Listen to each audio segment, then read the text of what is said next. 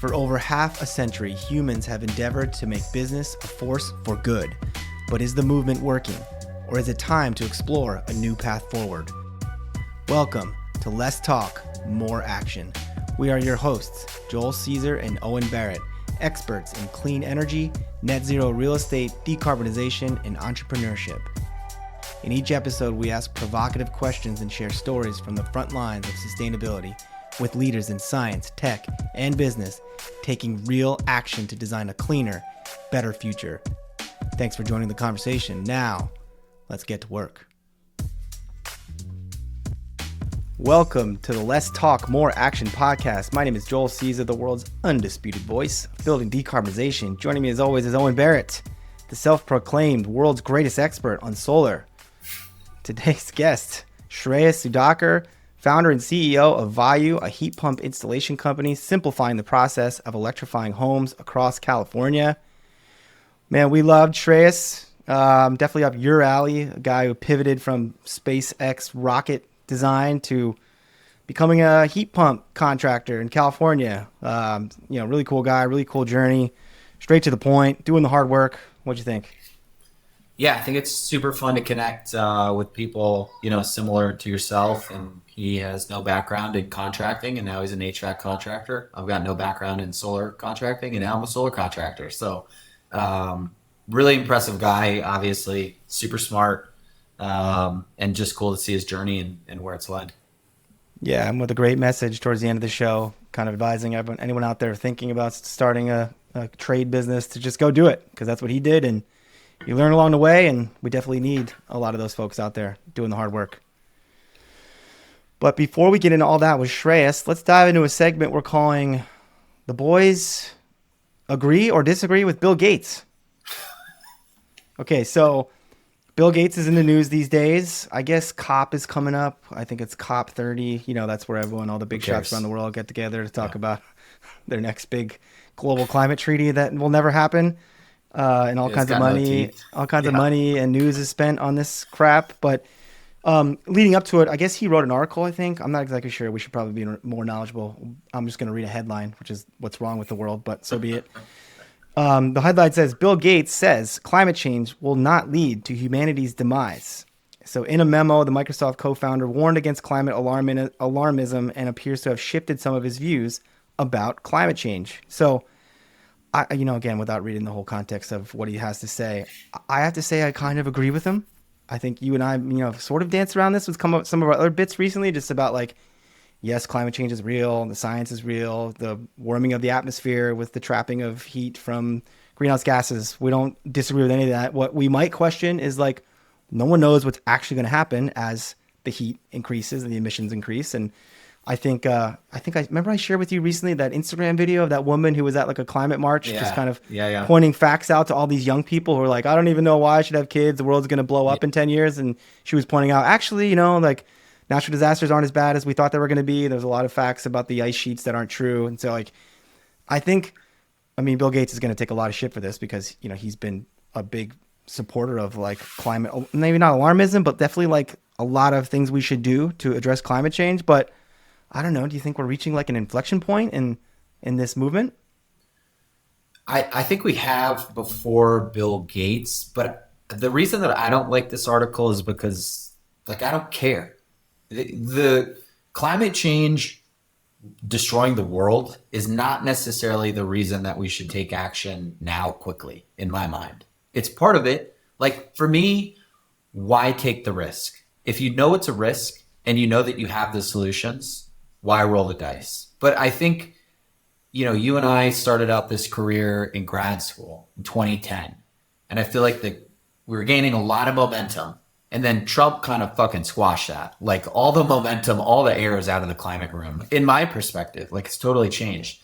But now you have AI and rapidly increasing electricity prices. And decarbonization makes sense from an economic perspective. So why are we going to debate about whether or not the world ends because of climate change? Why don't we just acknowledge we need more electricity? The cheapest and fastest way to get that is with renewables, and it will de-risk climate catastrophe if that's a real thing. So I feel like there's a lot of things all happening at the same time, and it all sort of leads to the same place, which is like we need to reframe this whole thing. We need to keep doing what we're doing, keep deploying the solutions that we have, but maybe not be so like climate doomsdayer because that Yeah. just doesn't resonate. I think two things can be true here. We talked about this term before, which you liked. I'm surprised you hadn't heard it, but the precautionary principle, right? Like Mm. why play this Yeah, yeah, experiment with the atmosphere when we don't have to? Like that's a yeah. real philosophy. But also, the alarmism I don't think is helping one attract more people to the movement because it turns people off, and two, again, this like way we're impacting young people and their perspective on the future. It's just like, we shouldn't be throwing paint on the Mona Lisa, and we shouldn't have young people marching saying like, I can't have kids because there's not going to be an earth to inhabit. Like, Well, no, but no one also knows that's true. So like, why the alarmism? the doom and gloom never turns out like they say it will. Like we had a targeted CO2 emission and we blew past that and nothing's happened. And Yeah. we have the warmest oceans on record and it's supposed to be the worst hurricane season ever. And that doesn't happen. Granted, there's a bad one going on right now. But Yeah. I think when you like overpromise on the doom and the earth doesn't deliver, it sort of takes away from the seriousness of what we're trying to do. Well, we'll continue to track all thoughts and ideas and science and outcomes on this and try to bring the real talk. But it's fascinating times. And with that, let's jump into our conversation with Shreyas Sudhakar. Joining us today is Shreyas Sudhakar, founder and CEO of Vayu, a California-based heat pump installation company making it easy for homeowners to electrify their homes. Heat pumps are one of the most powerful tools we have for decarbonizing American housing, and Shreyas knows them inside and out. Vayu is the second heat pump company. His first was a national venture-backed startup that went through Y Combinator. Before turning his attention to home electrification, Shreyas was a rocket propulsion engineer, contributing to major programs at SpaceX and Blue Origin, including the first reflight of an orbital class booster and the first crewed launch on a commercial rocket. He's also the writer and host of Heat Pumped, a popular newsletter and podcast exploring the technologies and people driving the electrification movement. So, Shreyas, welcome to the Let's Talk More Action podcast. Thanks for having me, Joel. Well, very exciting stuff, very cool bio, stuff that we love to talk about. So let's dive right in. We start all our guests with the same question. Shreyas, how are you taking action to make the world a better place? We are installing heat pumps in people's houses, and that's pretty much it. We rip their gas furnace out, we put in a new heat pump, and we do that over and over and over and over again. Well, you're going to have to forgive my co-host. He's a little dumber than you and I, you as a rocket scientist. But one of the things that we always land on here with heat pumps, and, I'm not trying to start this pod off on the wrong foot. But Here we go. From a dollar's perspective, how do we get the masses to adopt heat pumps when gas is so much cheaper than electricity, especially in California? Sure, Yeah, you've never heard that. You never heard that pushback. Never before, have you? heard that one ever. No, it's funny. I actually wrote an op-ed in the San Francisco Chronicle, literally about that like a few weeks ago. So it's a real problem. Perfect timing. Like, yeah. So I mean, like, for people that haven't heard, like, it's called the spark gap, right? It's like the split between the cost of natural gas and the cost of electricity. Like heat pumps are 3 to 4 times more efficient than a gas furnace, but if gas is 3 to 4 times cheaper than electricity, then like you get a wash, right? Like you're not really saving money. And honestly, like the answer to you right now, Owen, is like we can't necessarily make the operating cost argument for homeowners in California. Like we have to be able to win on other merits because like unfortunately that's where the economics stack. Like there's two ways to solve that, right? Like one is you make the economics better. Like homeowners can choose to take on an even bigger project. They like bring in home solar, they bring in batteries, they like control their electricity prices that way. But like most people are not in a position to buy everything off all at once. And so then you have to appeal to a lot of the other things, right? Like a heat pump is a more comfortable way to heat and cool your home. It's safer, like you're not going to get carbon monoxide poisoning. It's like quieter. It's like, yeah, there's like a lot of these other merits. And like, I mean, I hate it. I want to be able to hop on here and tell you like a heat pump's going to be like 4 times cheaper than your gas furnace. It's going to like save you all this money. Like it's going to be free to install and then it's going to last you for 50 years. Like I wish I could tell you those things. I can't right now. So I have to start where we're at, right? But I That's feel like even if it's a wash on like or close to it, to your point, the other the other benefits of it should make it more appealing. Yeah. I mean, it's like ultimately like it's expensive, but so is heating your house with Yeah. with Yeah. gas, right? And so if your furnace conks out and you're like, I need a new system to heat and cool my house, it is a no-brainer to put in a heat pump, even if it doesn't mean you're going to save money, right? Like Yeah. with incentives up front, like most of the time people are paying less for a heat pump than they would for AC plus a gas furnace. So you're like All you're right. getting a better system for less upfront. It's like, and for all those other reasons I mentioned, right? It's just like a better experience on your home overall. So like, why not? well, I'm a believer. He convinced me. I really appreciate the answer being so straightforward and honest. Yeah. I've been in building electrification for years, and sometimes you get that question like Owen's trying to be a jerk here to start you off, and you might as someone who's spending his life right now pushing this technology try to spin the answer, but you're right away like, no, in a lot of places that is real. The operating costs is not an easy sell right now. So I think that's great to be honest, first of all, and I would say. We've had Panama Bartholomew on as a guest here, so head of Building Decarb Coalition. In our previous podcast called The Climate Rebels, we had Ari Matuziak with Rewiring America. We had the founders of Quilt. So we've had like this message. Come on, and not saying you're going to not bring something new to the conversation, but I guess it's a real. Well, actually, let me stop here, and I'd love for you to educate us and the audience again, because you never know who might be tuning in for the first time. But that statement of heat pumps are 3 to 4 times more efficient. Educate us what that means. I sometimes try to explain that to some folks, but as a rocket scientist, you might be better at.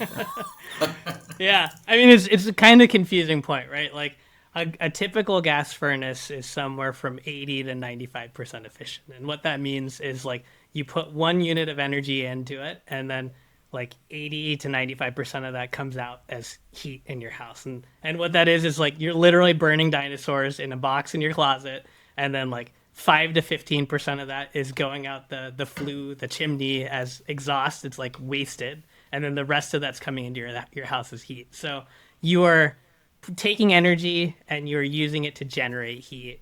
The difference with a heat pump is the heat pump is moving heat. It's not generating it.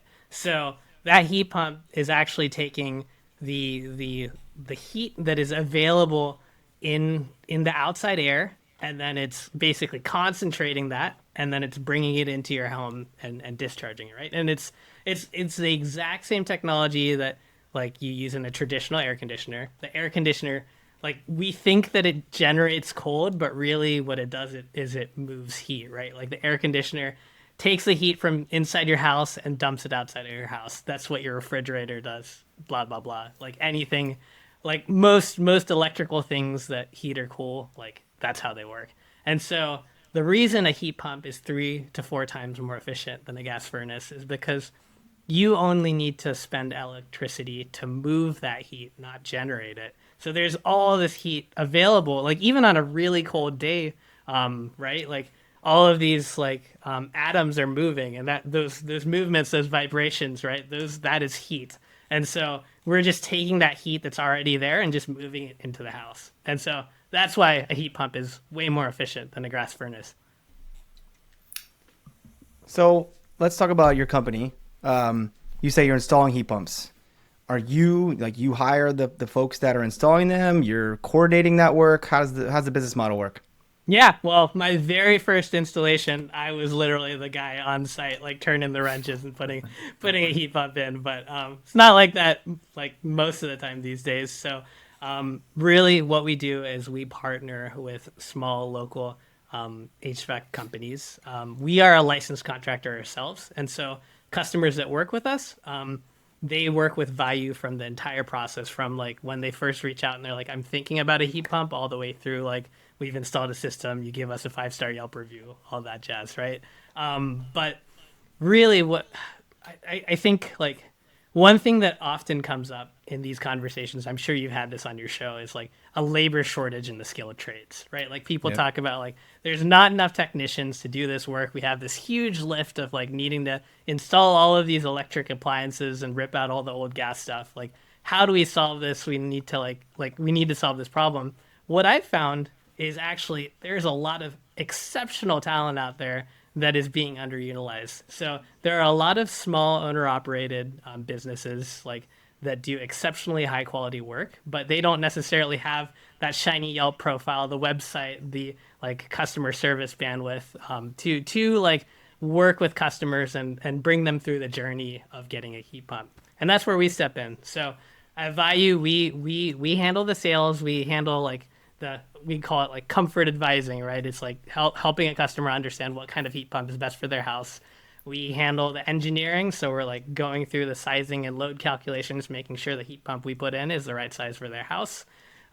We're helping them understand all of the rebates and incentives that are available. And so, like I said, right, like a typical homeowner in California, it's like anywhere from 3 to 8K, like even more in some areas of like incentives available. So that's a pretty substantial part. There's a lot of paperwork involved and like a lot of hoops to jump through to like take advantage of those. So we help with that. We pull the permits, like do all of the project coordination and facilitation to make sure that like we are set for a high quality installation. And then the day of the installation, our partner comes in, they pick up the equipment that we spec'd up for the house, they put it in, and then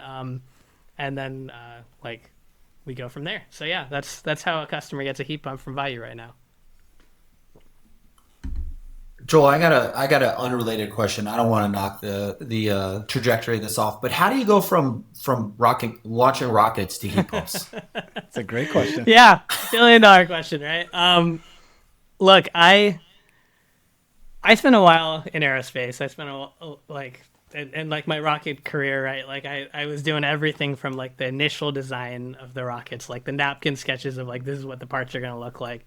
I was out on the test stand, like building and testing these things, and then like literally like installing them in the rocket in Alaska before they flew it. So like I've been through that whole journey, and I got to that point where it's like, you know, like to keep going along this path is going to take me spending the next 30 years going super deep into like the technical weeds of like how we design like one part of this one engine on this rocket, right? And like that's not me. I'm a bit of a generalist. I like doing a lot of things. I like getting my hands dirty across a lot of things.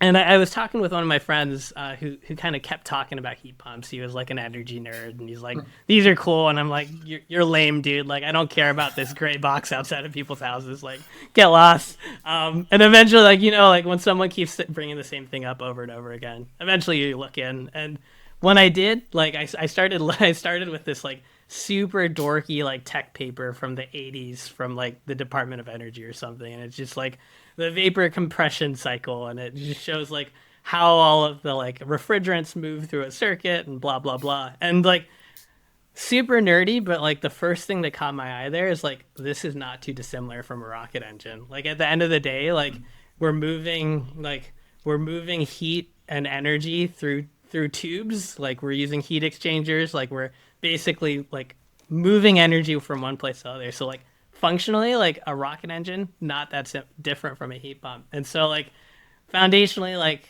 look, I was like, okay, I understand how this all works. I understand the math behind it. And then I started talking to people.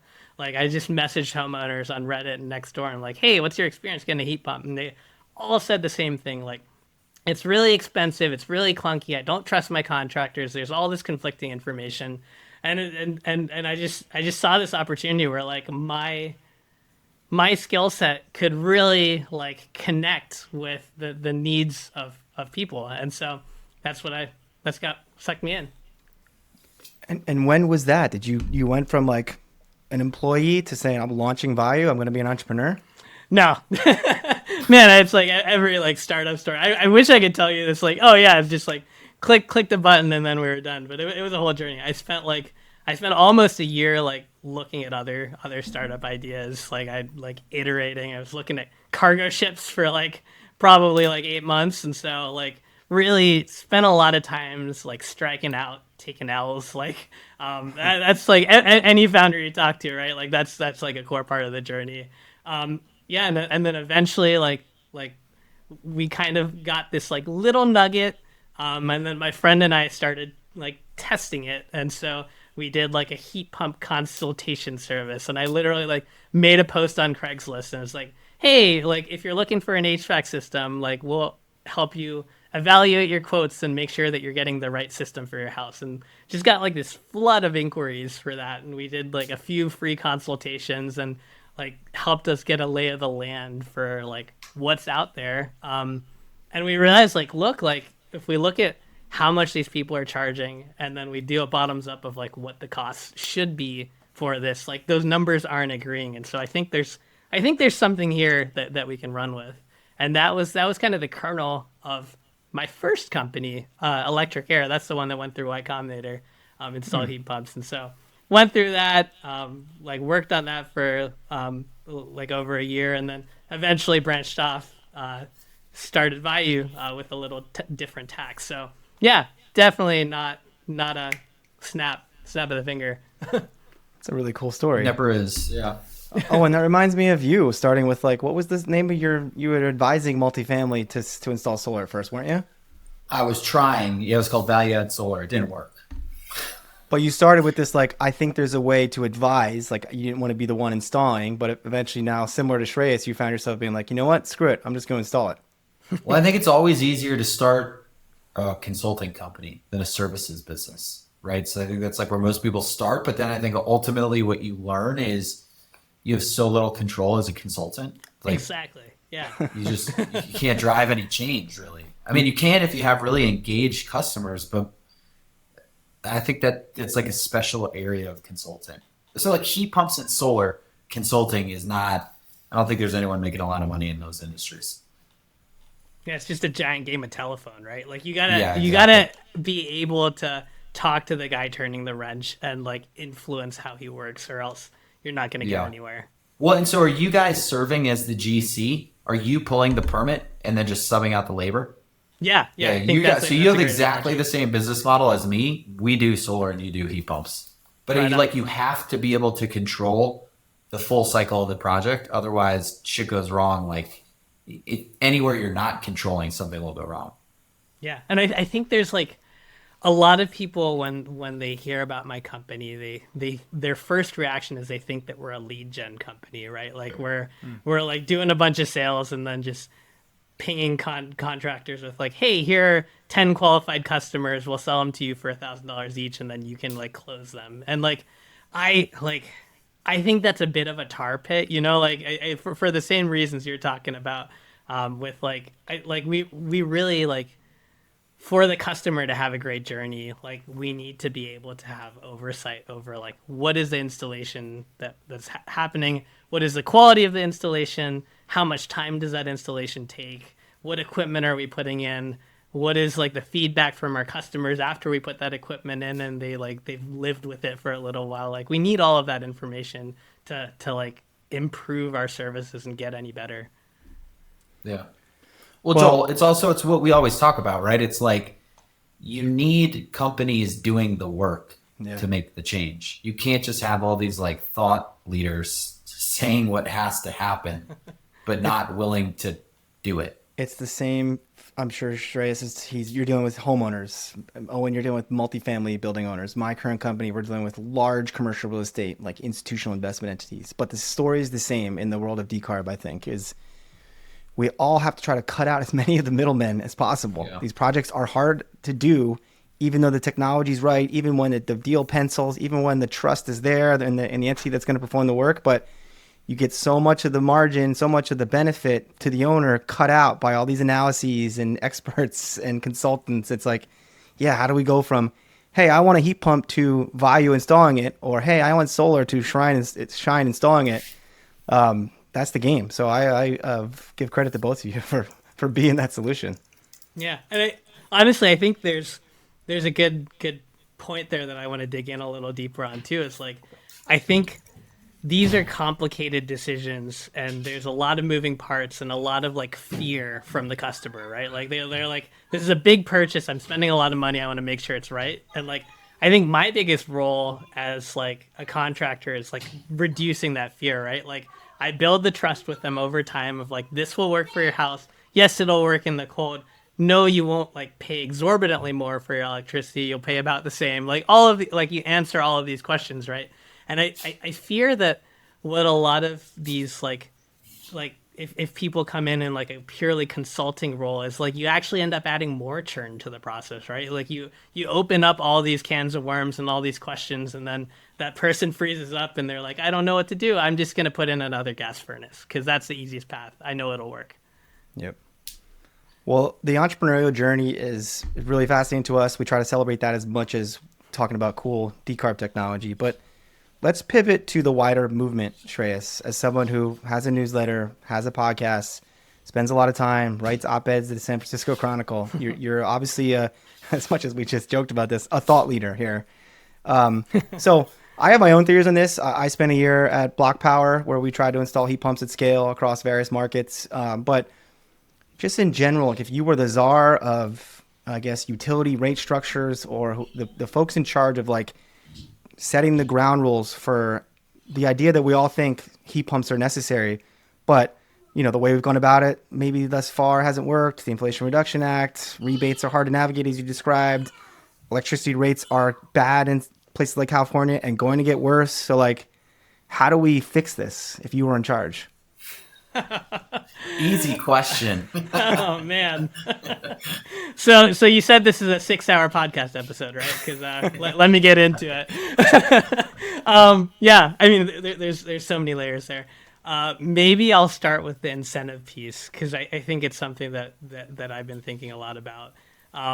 Like a lot of people talked about the Inflation Reduction Act and how these rebates were just going to be this like green piggy bank for everyone to electrify their homes. And there's like when you look at the top level numbers, like they're like pretty eye watering, right? Like you're talking billions and trillions of dollars. But like when you distill those down, and you like look at how many projects those actually support, it like and like how many different layers of implementers and like facilitators and like compliance people there are. Like it gets a lot. It gets. Don't get Owen started on the Inflation Reduction Act middlemen. Well, yeah, I was just gonna say, you just brought up middlemen, Joel. Like, talk about middlemen. All the money from this act was going to go to green banks that are brand new, that have never done green projects before. Like, no one could have thought of a worse way to roll this out. Let's get billions of dollars passed and then given to entities that have not ever existed,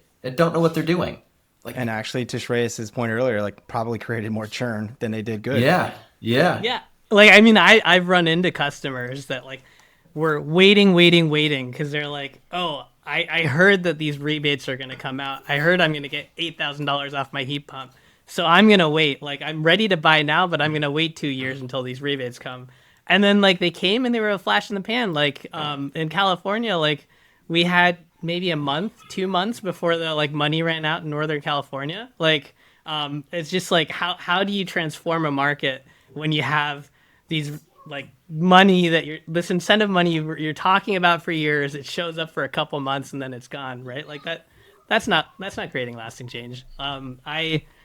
My friend Nate Adams, like to his credit, like you've probably come across him like in the community, but he talks a lot about like how we should be incentivizing midstream programs, and like what that means is like, look, if you look at the cost of equipment between a heat pump and a standard one-way air conditioner, it's like $50 in parts. Like there's one reversing valve in there that like lets the heat pump lets the air conditioner run in reverse and be a heat pump. Like if you incentivize that to the point where manufacturers just stop making one-way air conditioners altogether, like that's pretty slick, right? Like you don't like if every single air conditioner installed was also a heat pump, like even if we didn't use it, like that is like market transformation right there, right? Like I think is it really? Can we double click on that? That sounds like too.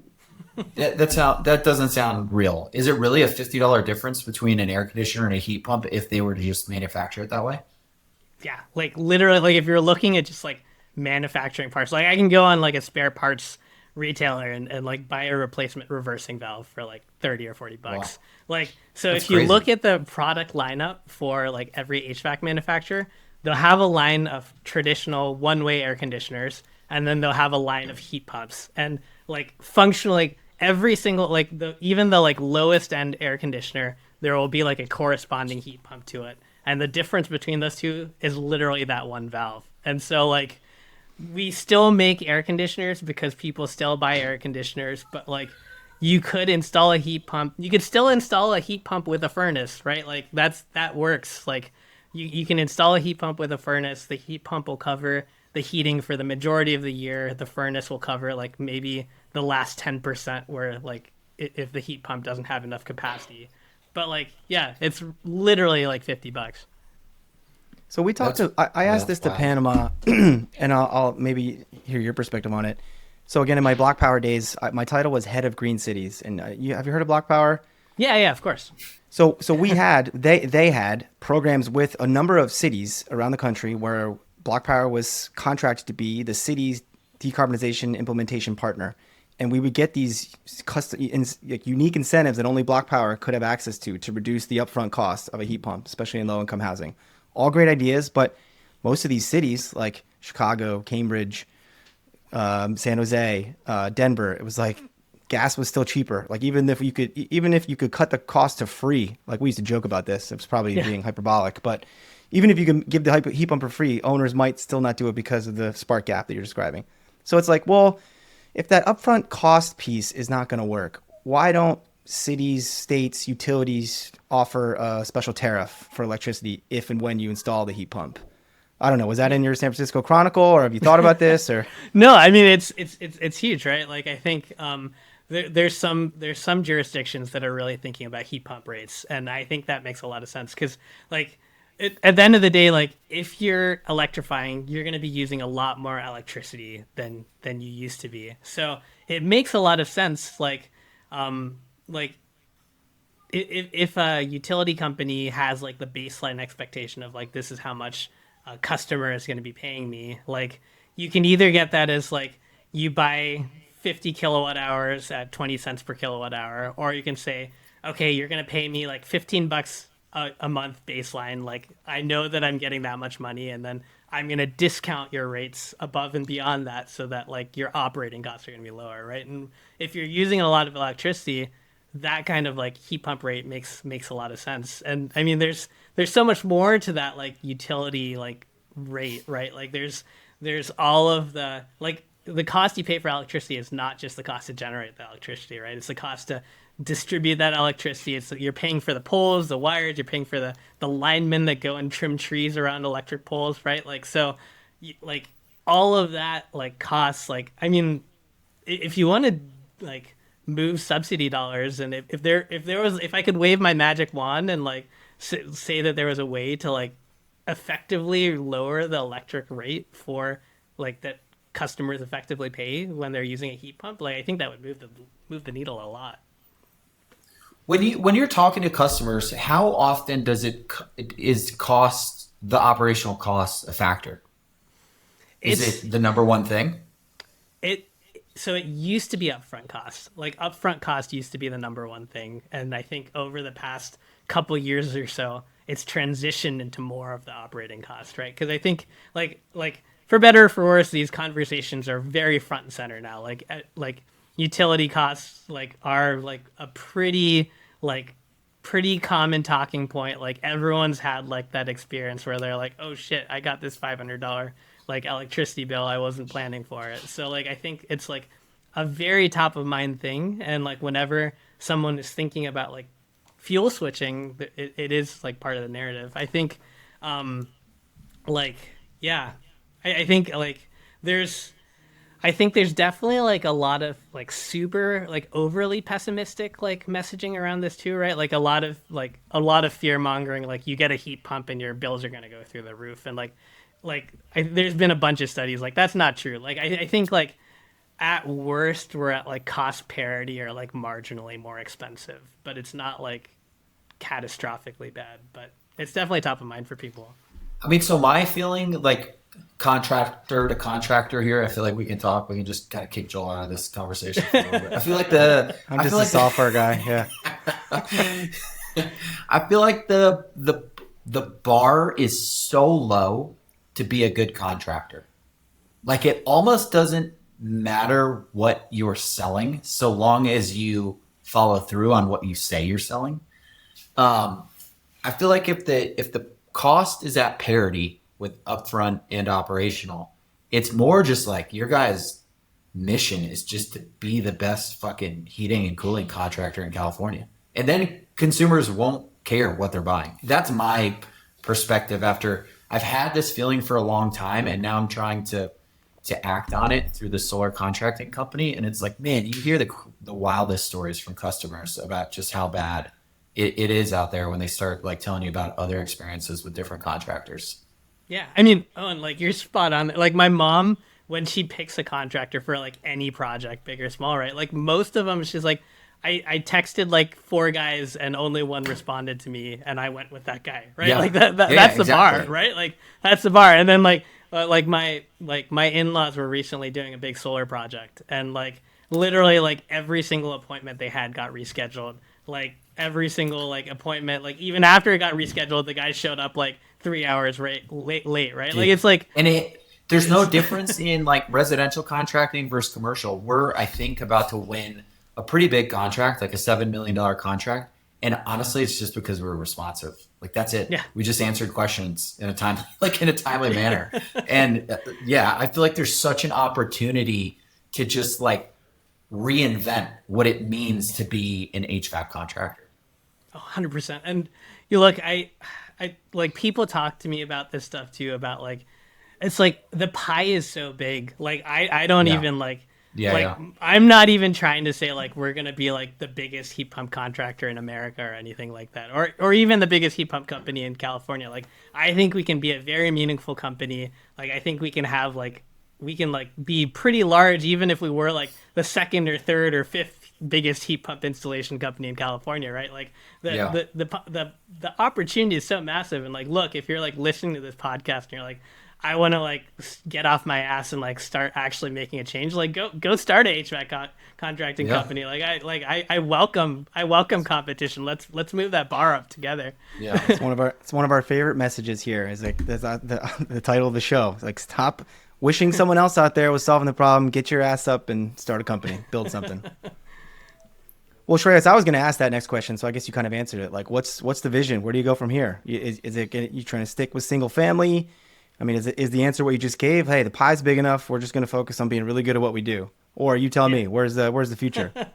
Yeah, I mean, I think that's like that's really it. Like I think ultimately contracting at the end of the day, a lot of it is grown from word of mouth, referrals from existing customers, and so the most important thing for us is to do good work over and over and over again, and like the growth will come. So like I am confident that if we just keep doing that over and over and get those repetitions in, keep growing our contractor network, keep like installing more and more, like it compounds. Like it compounds. Like more people are finding us today than they were finding us a year ago. Like in a year from now, more people will find us. Like, and so that's why I really focus. I focus on education. I focus on like helping people through the journey, whether or not they work with us. Right. Like I like I've done some like AMAs on Reddit that like really popped off, and like I write the newsletter, I like host a podcast. Like really like I'm gonna keep talking about heat pumps. I'm gonna keep installing heat pumps. Like I would love to see Vayu being like one of the biggest heat pump installation companies in California, but like like that only works if we're doing quality work, if we're like serving our customers well, if we're doing what we say we're doing. So that's what we're focused on. Is most of your guys inbound leads from word of mouth? Yeah, it's like pretty much Yeah. entirely organic. So everyone finds Yeah, us yeah. through our content, through previous customers. Yeah. That's awesome.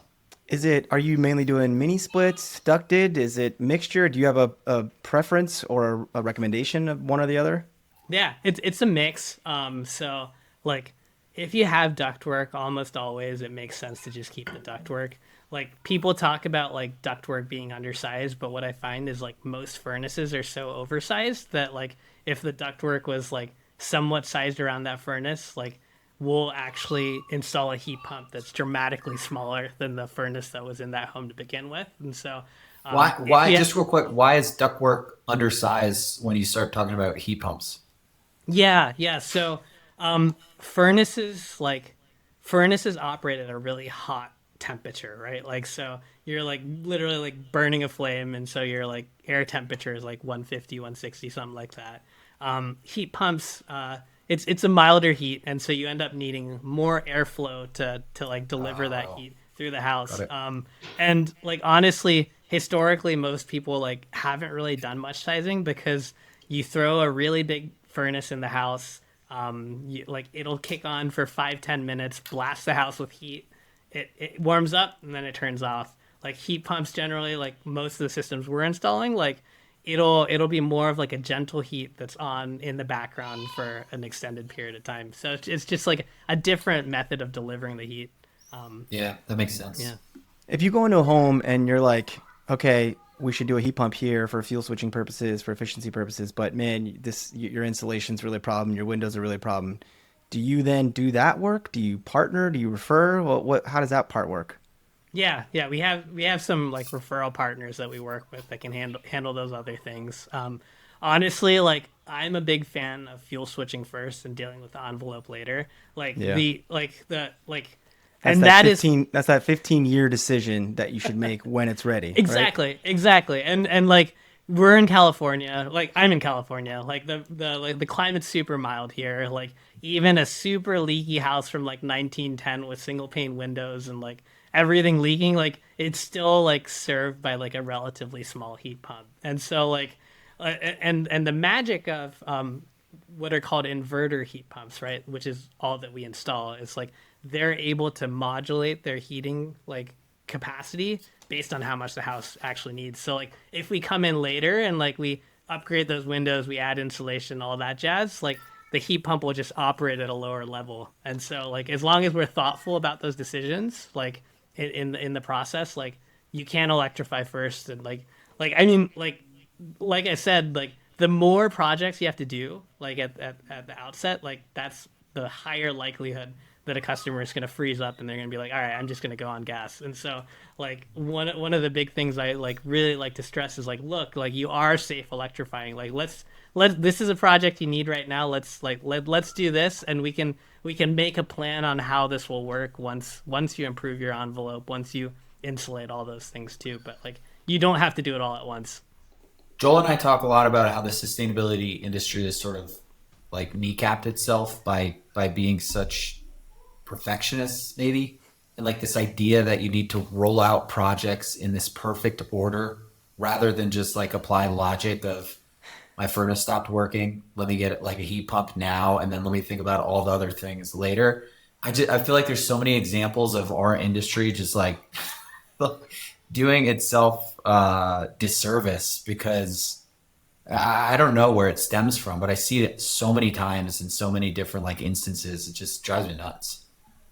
I do too. It's like, it's one of my biggest pet peeves. Like with a lot of the thought leadership around like building decarb is like there's just like the bar for The like purists, yeah. yeah But it it's like comes the from bar. never having done anything. Yeah, Like, yeah. it's great to talk about thing in practice, but like once you get into the field and do the work, like it doesn't, you can't follow this perfect plan that people like to lay out there. I think a good analogy, right? Like going back to my rocket days, like there are so many unknown unknowns that like if we're like if we're designing a new rocket engine and we're going to throw it on the test stand, there are like 10 billion variables that we have to control for and we don't know about. So we could either like sit in front of a desk and like analyze the shit out of it for like 10 years, or we could like take our best guesses on most things, like make some assumptions, like get close enough and then throw it on the test stand, and then like it'll blow up. It's gonna blow up. Like the first time it's like almost always gonna blow up, right? And then it's like then it blew up, and then you like look at the pieces and you get some more information from it, and it's like, oh, like shoot, that that thing was broke like off. Like let's strengthen this one part, and then you like do that over and over again. And like what you realize is like you don't have to overbuild everything, right? Like there are maybe like one or two areas where you have to like strengthen the thing up, but really for the most part, like it's good enough. And like I think that's something that like people should be taking away when it comes to home electrification is like I like when I first started in like the building trades, like I was scared as hell to like drill a hole in the wall. Like it just feels like one of this like things that like once you drill this hole through the wall, you're never going to be able to put it back to how it was like before. That's not true. Like honestly, like you can patch drywall and it'll look like you never touched it, right? So it's like most of these things are reversible. Like most of the time there is like another fix or another like band-aid, and then like it's you kind of just have to build with the information that you have and like get close enough, and then like that's all you can do, or else you end up with like $30 million HVAC systems, and no one wants that. Sounds like a very Elon SpaceX type approach you're taking. Well, Shreyas, this has been fascinating. We're gonna have to wrap up. You're a great guest. Everything we love. Rocket scientist turned entrepreneur, contractor, podcaster.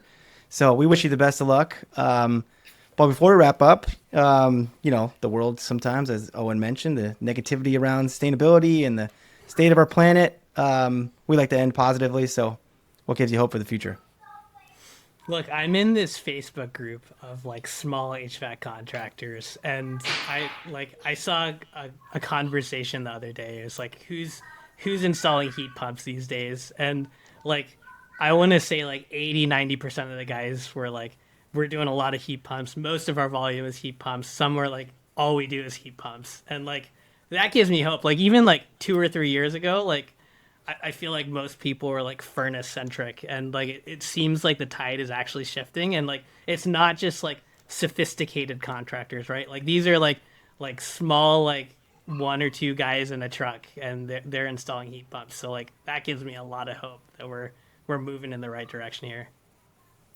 That's awesome. Yeah, very cool to hear. Well, thank you, Shreyas. Before we wrap, anything to plug? I guess your podcast. How do we follow you on LinkedIn? Tell the world how to follow your journey. Yeah, I'm Shreyas Sudhakar on LinkedIn. Our newsletter is at heatpumped.org. Our podcast is Heat Pumped, and it's on all the platforms. So give us a follow. We'd love to see you on there. Very cool. We sure will. We'll put it in the show notes. I'm sure you're right behind us as the world's greatest sustainability podcast on the rankings. Like I said, number 2 is good enough for me. Well, thank you for joining. Thank you, Owen. Thank you to our audience. You can also find Owen and I on LinkedIn, usually actively antagonizing the more talk, more complaining sustainability crowd. You can find this podcast and more great content at lesstalkmoreaction.com. If you like the podcast, please subscribe, like, and share with your friends. And until next time, we encourage you to ask yourself, what are you doing to take action to make the world a better place?